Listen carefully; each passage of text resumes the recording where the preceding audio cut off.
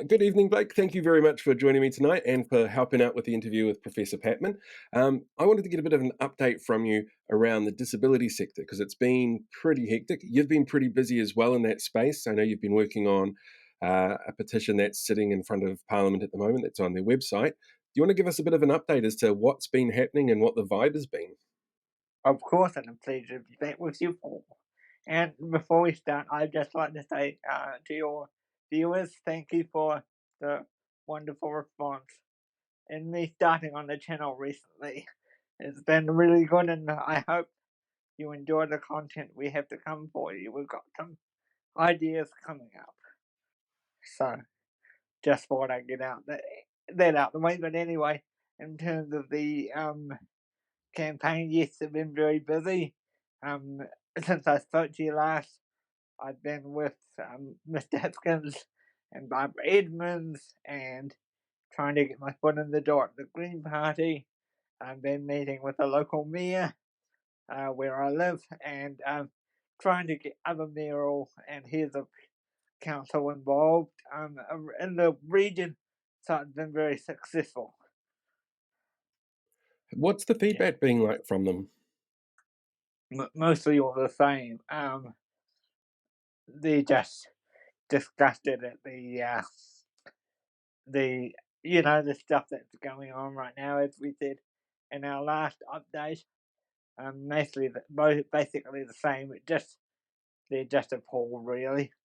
Priyanka and Barbara had a Hui meeting a few weeks ago in Wellington at the Mana College, where they were hearing out people, and there were other people with their petitions. A couple of the more famous advocates in the area that have featured on TV as well, and the response had just been overwhelming. It's just terrible what's happening. The fact that she announced, because it broke during that meeting, that they were going to be taking away feeding tubes and insulin pumps, feeding pumps and insulin pumps, that was just heartbreaking, because that literally broke as the meeting was going on.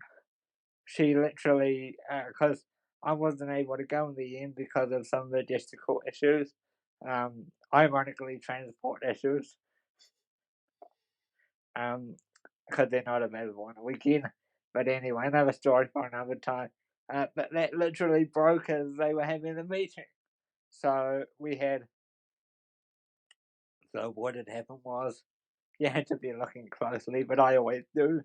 So that's how I worked it out. She had an advisor whisper in her ear during one of the conversations, because they recorded the meeting for me so I could watch it, and it was streamed live anyway. But I got a more recorded version, and she whispered in the ear, and it turned out what she'd been whispering, because it just broken, that they were stopping that. So yeah, not a great announcement to make in the middle of your meeting about it. No, I'm guessing that the audience was not particularly impressed by that. No. This week it also hit the news from the newsroom that one of the reasons behind the communication or lack thereof from the ministry about cutting off funding was because they wanted to stop people from rushing in and getting things that they might need before the funding cut off. Have you heard much about this yet? Not very much, but what I can say is, from a personal comment, because I live with disability as well as my own every day in my house. So what I can say is, similar to what I said last time, what Minister Upston and the former Minister don't tend to understand, and this is quite ironic, since a few of them have disabled people in their family themselves, is people need these iPads, or they need these massages, or they need these pedicures as a part of their care. They weren't taking advantage. So that's the real point we're trying to get it geared me across to the right at the moment, um, or to the coalition government rather, to be able to explain to them that it's not that we're taking advantage of those opportunities or our mums or dads or grandmothers or aunties or uncles or whatever, that they need that to either support us or as part of our care. So if it's the child or the adult, it will be a part of their care. And if the carer goes for a haircut, pedicure, or whatever, it's not because they're taking advantage of it, is they need it to, give them a bit of relaxation, because you might have a child that's up in the middle of the night or, you know, um, whatever. So every situation is different. And this is Mhm. something that the coalition government, at this point, they seem to be getting a bit more open. But I will say at this point, they seem to be missing the boat on that bit and blaming the carers, which is not a good thing at all. Have you had any feedback from anybody within the coalition?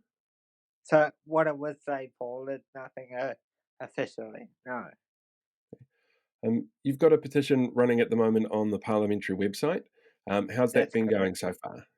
Yeah, as I said in the last show, we are doing that petition to take to select committee, so that's up on the Parliament website now, and it will be running until the 13th of May.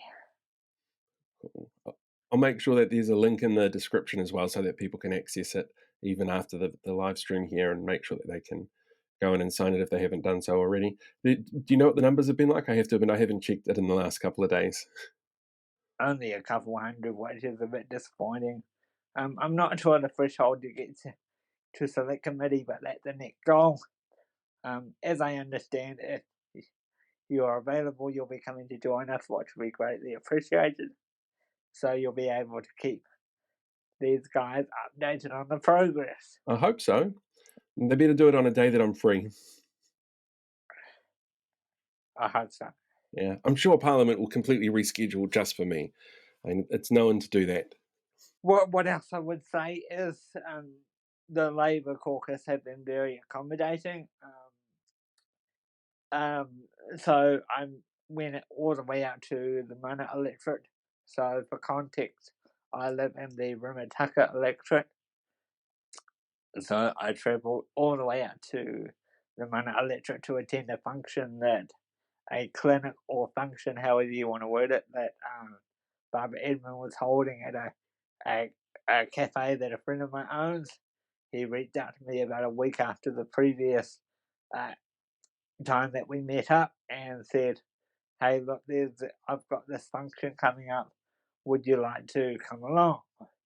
And because Barbara would like you to eventually be a part of her crew along with Chris and a few others, and I said, and they said you need to stay the whole time, but you just need to learn how it goes on this time, and then next time hopefully um because it's a retirement home village where the cafe is situated, the hopefully next time the residents will ask you questions, but it's just a shadowing event this time. And I said, yep, okay, sure, but on the condition that I can stay just in case some of the elderly folk have any questions. And he said, yes, of course, that's fine. But they didn't. But, just on the off chance, you never know. Once they find out I'm an advocate, they might have had a question, but they didn't. So it was just, um, you know, so I'm doing that. I'm attending some clinics with the Labour Party. We're casting the net out wider now to see if there's any other parties that want to latch on that didn't make it into Parliament. So we've had some surprising responses actually, mostly from the Greens, but in recent days I've had quite a bit of indication from top that they're interested. Okay, be So interesting to see how that one rolls out. that's interesting. Yeah. Right. So As I say, I think that's pretty much us for time. so we can get it all in the one space within an hour so we don't block everybody else off. Thank you very much for that, Blake. It's great to hear an update, and hopefully we can get those numbers up a bit more on that petition. We'll get people to click on the link below, and they can share it as well directly from the parliamentary website, which is really handy. Thank you, Paul. Always a pleasure.